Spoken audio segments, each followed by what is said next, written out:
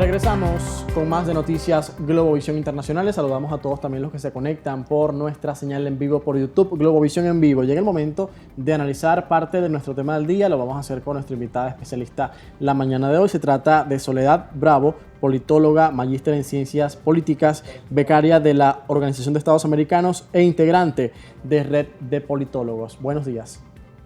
Buenos días, muchas gracias por la invitación. Soledad, ¿cómo implementaría ahora Luis Ignacio Lula da Silva su agenda, sus promesas, con esta situación en la que se encuentra ahora en el Congreso, por ejemplo, donde también juega un papel el partido de Bolsonaro? Y además hemos visto también cómo esta población está dividida, lo vimos en estas elecciones presidenciales. Bien, yo diría que en realidad Lula está acostumbrado a esto que está sucediendo, sabía que ganar las elecciones iba a ser solo el primer paso de un gran camino que va a tener que recorrer en estos 4 años. El Parlamento, de alguna forma, si bien depende en gran parte, ¿no?, justamente de sus decisiones que pueda tomar a través del Parlamento, lo que hizo Lula fue tratar de realizar algunas concesiones con algunos partidos más del centro y de la derecha moderada. ¿Para qué? Para tratar de minimizar un poco ese resto, ¿no?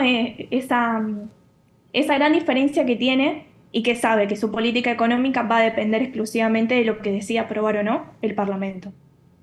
¿Y cómo ha avanzado esa política económica precisamente? Hay ciertas dudas en torno al manejo, lo que no ha tranquilizado del todo a los mercados, y también la promesa de aumentar el sueldo. Eso todavía no ha sucedido. ¿Qué va a pasar?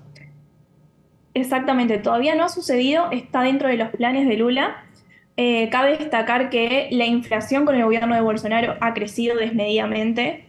No solo a nivel generales, tenemos varios indicios de que el subir no solo el salario, sino, por ejemplo, las bolsas uno le dice bolsas, pero vendrían a ser los subsidios que le otorgan a los que deciden hacer una carrera científica. Hace más de 10 años que no tiene una actualización, y esto es realmente muy grave. ¿Por qué? Porque de alguna forma se está desmantelando la ciencia. Están logrando que aquellas personas que deciden estudiar y hacer una carrera científica no la puedan hacer porque sinceramente con lo que se cobra mensualmente no logran cubrir lo básico para vivir. Para que tengan idea, el salario promedio de Brasil ronda en 1.200 reales, y con una actualización, que es lo que pretende hacer Lula, ¿no?, en el corto plazo, debería ser unos 6.000 reales. La diferencia es realmente abismal, porque uno, si se pone a fijar en cuestiones básicas, ¿no?, de pagar un alquiler, servicios y demás, sabe que con 1.200, 1.300 reales no cubre absolutamente nada.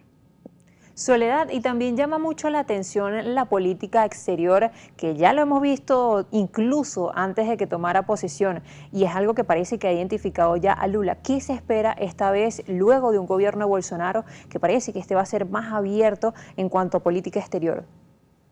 Exactamente, lo que sucedió en el gobierno de Bolsonaro fue como una ausencia total de una política exterior elaborada y de tener planes a futuro, ¿no? De decir, bueno, puedo sentar las bases para que el próximo presidente, en su caso, si era o no Jair, pudiera continuar con una línea que es fundamental en los países, ¿no?, tanto como en Argentina, Venezuela o Brasil.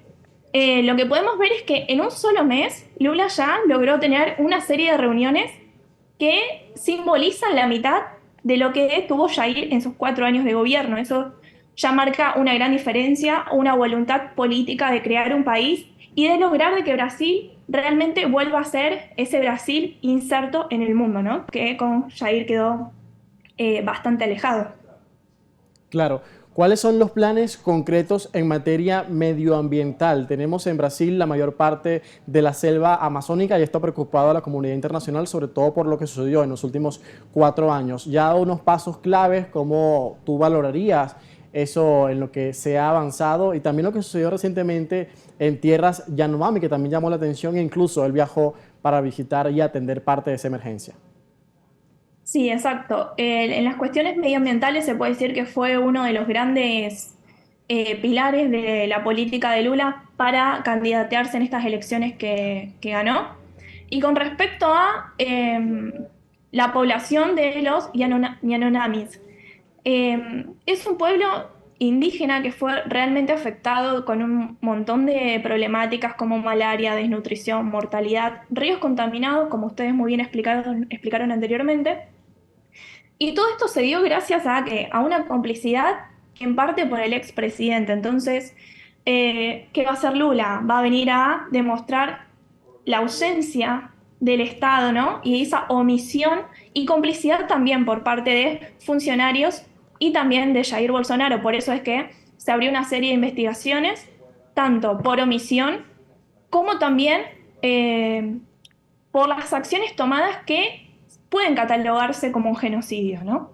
Y creo que hace bastante que no se nombra una palabra tan fuerte en relación a los pueblos indígenas en Brasil.